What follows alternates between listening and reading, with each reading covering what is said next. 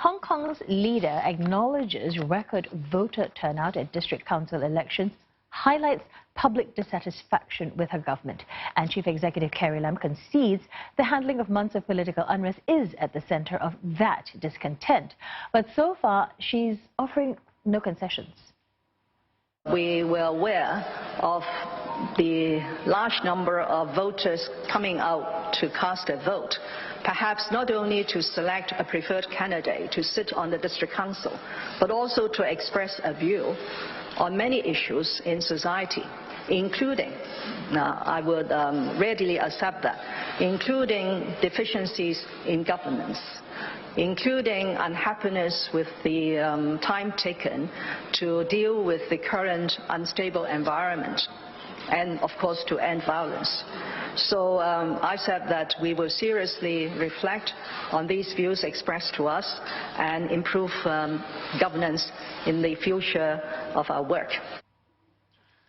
Mrs. Lam's comments come after pro-democracy candidates secured a landslide victory in the local polls.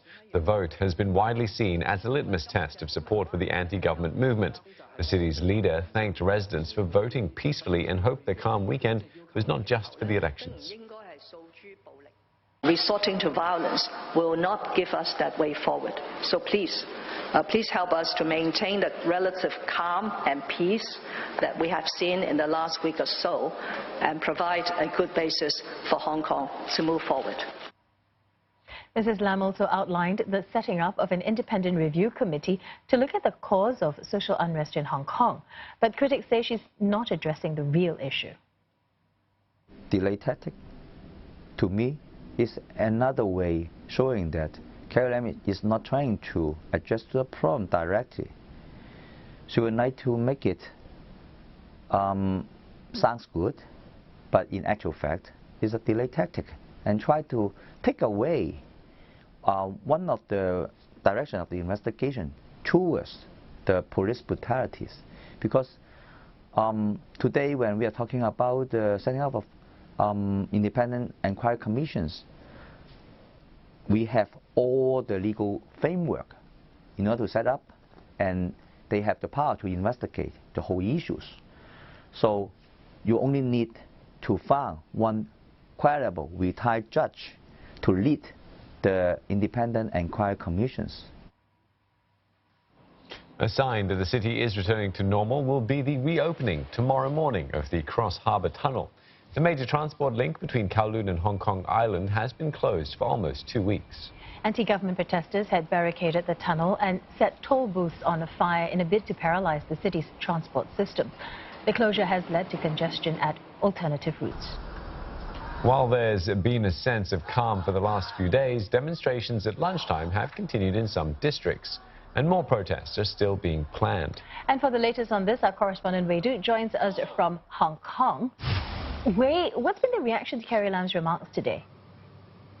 Yeah, Glenna, one thing you guys have already mentioned was whatever Carrie Lam said today was largely expected. There was nothing new coming out of this press conference, so the reaction has been far short of enthusiastic.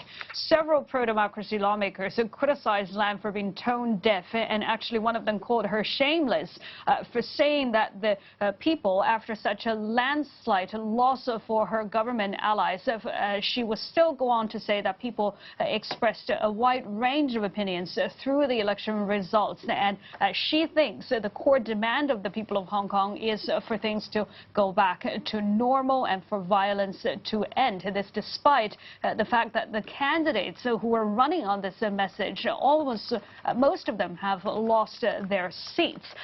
There was also quite some confusion as to what exactly she meant by that independent review committee, and in the afternoon Carrie Lam took to Facebook to clarify.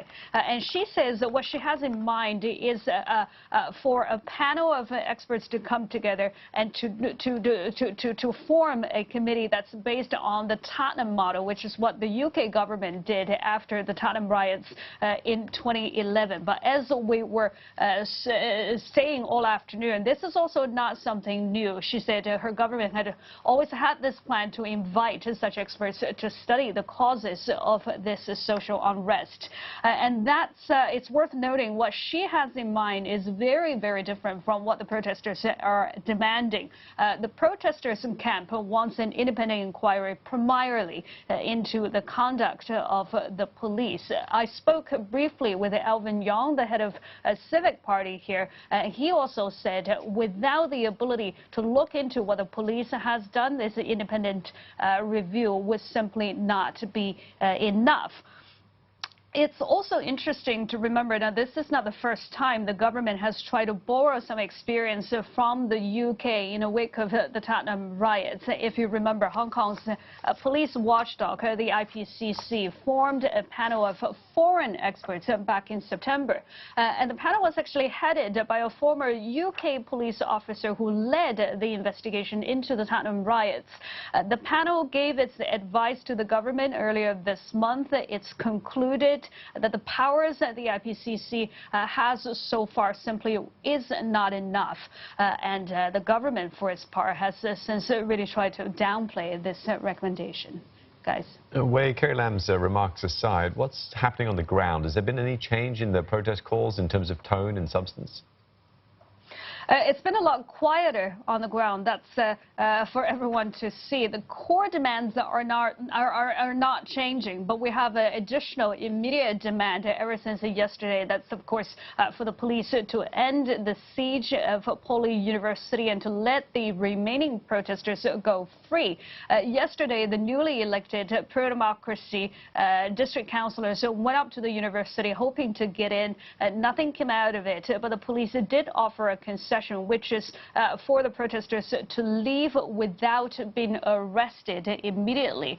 So far, no one that we know of has taken up this offer. Earlier today, the university officials went in trying to look for the protesters. They didn't find anyone.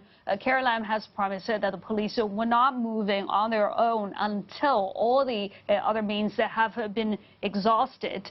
So that's the situation so far. What's really important here is to think about how long this peace Hong Kong has enjoyed in the past few days can last without any significant concessions from the government. As you guys were saying, the lunchtime protests are back. They've been rather peaceful so far. A series of actions that have been planned for this weekend, especially a plan to surround the airport again on Sunday, this to mark the 100-day mark of that injunction the airport has had obtained.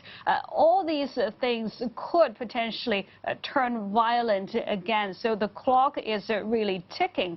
A close pro-Beijing government ally today, Liu Siu-kai, went on the local broadcaster RTHK and said he understands after this landslide loss in the election, the government is looking at making some concessions. But his feeling, he said, is that these concessions still would not be able to placate the protesters. All right, Ray, thanks for that update. Wei Du speaking to us from Hong Kong.